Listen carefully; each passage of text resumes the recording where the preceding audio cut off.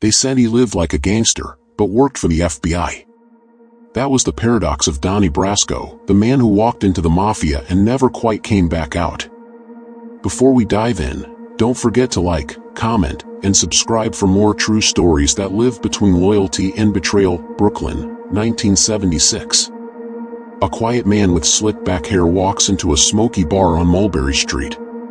The wise guys call him Donnie Brasco, a jewel thief from Florida. But his real name was Joe Pistone, an undercover FBI agent with one mission: infiltrate the Mafia from the inside. He wasn't born into that world. Joe grew up in Paterson, New Jersey, a working-class kid who learned early how to listen more than he spoke. That skill would one day save his life. Under the dim lights, he ordered his coffee black. "Name's Donnie," he said calmly. Lefty Ruggiero, an aging mob soldier, studied him for a long moment. "You got stones, kid," Lefty finally muttered. That's how it started, a fake name, a real friendship, and a 6-year descent into the underworld. But every lie needs upkeep. And every friendship built on it eventually cracks. Before he became Donnie, Joe Pistone was just a man doing his job. A clean-cut agent who believed in order, rules, and justice. But justice looks different when you're staring into the eyes of a man who'd kill you for saying the wrong word. He was trained to blend in, not to act, but to become. He studied mob slang, hand gestures, even how to light a cigarette the right way. He learned that silence earned more respect than loud talk, and loyalty mattered more than law. In those early months, Joe spent long nights driving through Brooklyn streets, rehearsing who he was supposed to be. Donnie Brasco. Jeweler. Connected in Florida. No record. He whispered it like a prayer until it felt natural. Then came the real test, living it.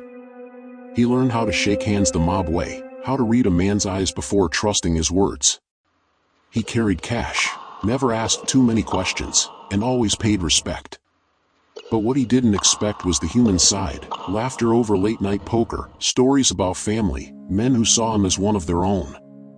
And that's where the danger truly began, when lies start to feel like home. By 1977, Donnie Brasco was no longer the outsider. He was earning trust, real trust, in a world where one wrong move meant a bullet.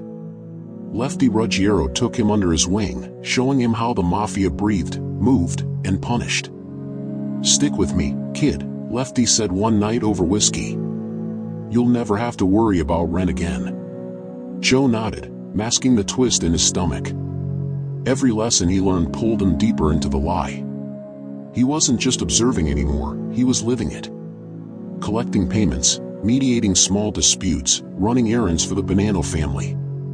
His FBI badge was hidden far away, but the guilt was always close. He sent secret messages through payphones, coded reports that read like stories of someone else's life. The deeper he went, the blurrier it got. Who was Joe Pistone now?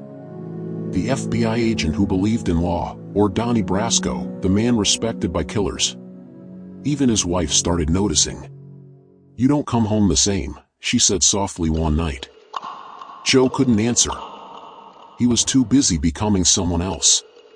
And in the Mafia, the higher you rise, the more dangerous your fall becomes.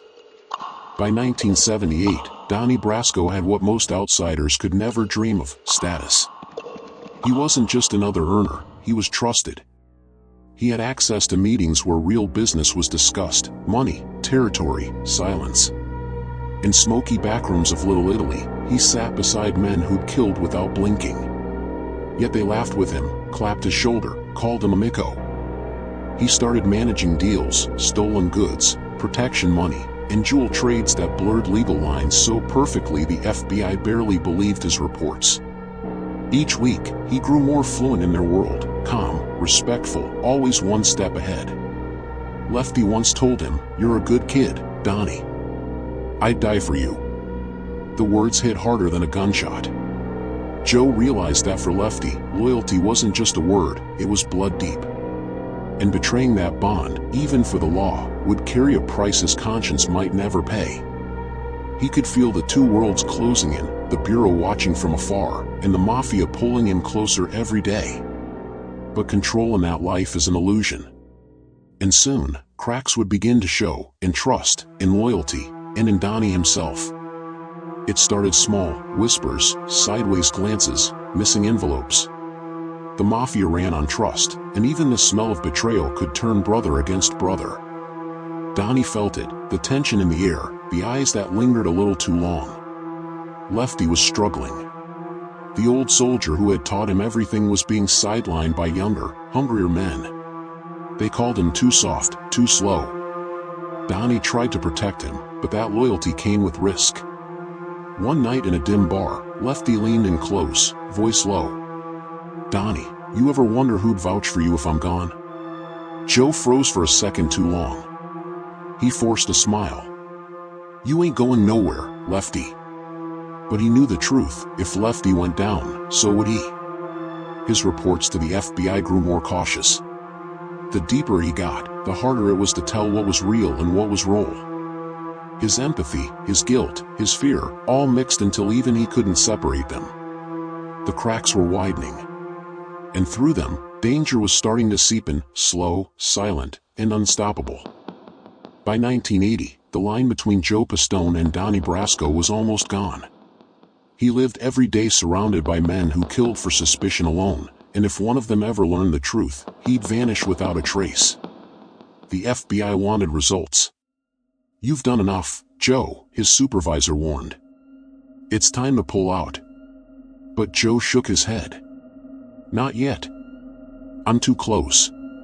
Too close to what, though, justice, or destruction? He was deep inside the Bonanno family now, rubbing shoulders with captains, watching alliances form and crumble. He recorded conversations, took mental notes, and walked out smiling every night, wondering if tomorrow would be the day they found out. His paranoia grew quiet and constant, the kind that sits behind your eyes. He'd scan reflections in bar mirrors, count footsteps behind him, sleep with a gun under his pillow even at home. Lefty noticed the change. "You ain't yourself lately," he muttered one night. "You worried about something?" Joe forced a smirk. "Just the usual, Left." But inside, he knew the walls were closing in. And the first man to feel it wouldn't be him, it would be the friend who trusted him most. It all unraveled faster than anyone expected. The FBI finally called it Operation Over. After 6 long years, Joe Pistone's undercover mission had reached its end. But ending it was more dangerous than starting it. He met his handler in a parked car under the Brooklyn Bridge. The rain was falling in sheets. "They're gonna find out soon," the agent said quietly. "And when they do, Lefty's done." Joe stared out the windshield.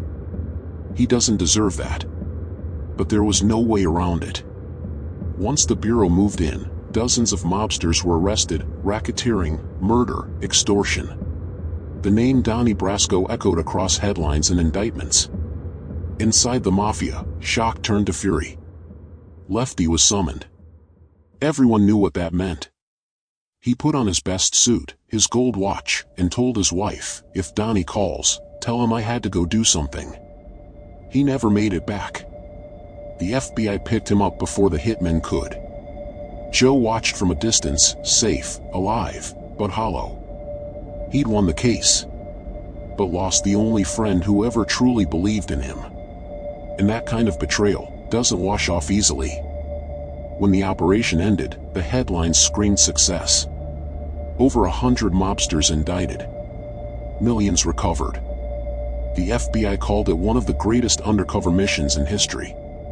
But Joe Pistone didn't feel like a hero, he felt like a ghost.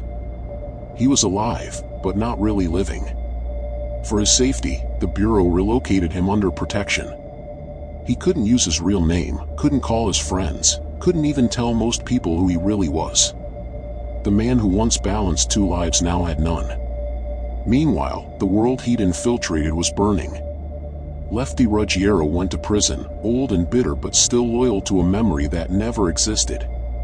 "Donnie was my friend," he told cellmates. "Donnie wouldn't do that to me." He never fully accepted the truth, maybe because doing so would have broken what little pride he had left. Joe carried that weight in silence. He'd exposed the Mafia, yes, but he'd also destroyed a bond that felt more real than anything the Bureau ever offered. Some nights, he'd replay the past, the bars, the laughter, the lies. And in that silence, he realized the hardest prison wasn't built of walls. It was guilt. Years turned into decades, and the world changed. The mafia that once ruled New York faded into memory, broken families, fallen bosses, forgotten codes. But the legend of Donnie Brasco lived on. Joe Pistone spent his later years teaching law enforcement, lecturing about infiltration and ethics. He spoke calmly, never glorifying the life he'd lived. You can't play both sides forever, he'd tell young agents. Sooner or later, one of them wins. He aged quietly, grayer hair, slower steps, but still alert, still watching doors and corners. That habit never left. Sometimes he'd hear a certain song, or smell cigar smoke, and it would pull him right back to Mulberry Street, to Lefty's laugh, the sound of dice hitting a table, the echo of a friendship built on lies but sealed in blood. The Mafia called him a traitor. The FBI called him a hero.